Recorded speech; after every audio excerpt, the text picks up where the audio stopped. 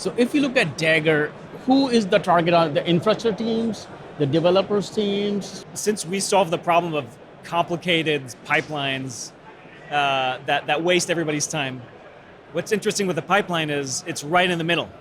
It's halfway between the developers building the app and the infrastructure teams running it in production.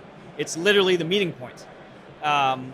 And a lot of times it's the bottleneck. It's what slows everybody down. The infrastructure is ready, it scales.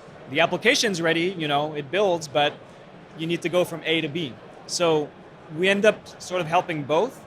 A lot of times it's the designated DevOps person on the application side that brings it in to solve some very specific problems they have. Whoever's in charge of CI is in a lot of pain because it's painful to be in charge of CI right now. So we help them, and then that one person brings us into the rest of the organization. But when we look at CI, and I can also throw the bomb of CD also there. CI CD was always slash there. At one point, it was seen as a solved problem. Yeah. So, but do you think no, it's not? It's still a solved problem? It's definitely not a solved problem at all. I think part of the problem is we have these artificial categories, that sort of slice the problem into little pieces. So CI is a category, CD is a category, configuration management is a category, PaaS is a category. You have Ansible, which is like, IT automation, infrastructure provisioning. So now you have all these software supply chain security products. In my mind, those are all part of the same category.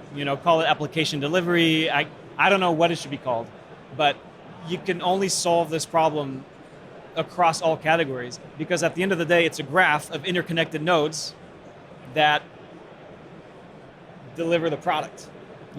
So we're just solving the general problem of all these interconnected pipelines, and CI is just a slice of it. So if you look at it in that way, the problem is far from solved because the current generation of CI products are sort of stuck in that little category. For example, you can't run your CI on the development machine. So how do you test on your machine? How do you build on your machine? Well, you have a completely separate universe of scripts and tools, and now you have drift. You have things that happen in development and things that happen in CI. Those should be one and the same.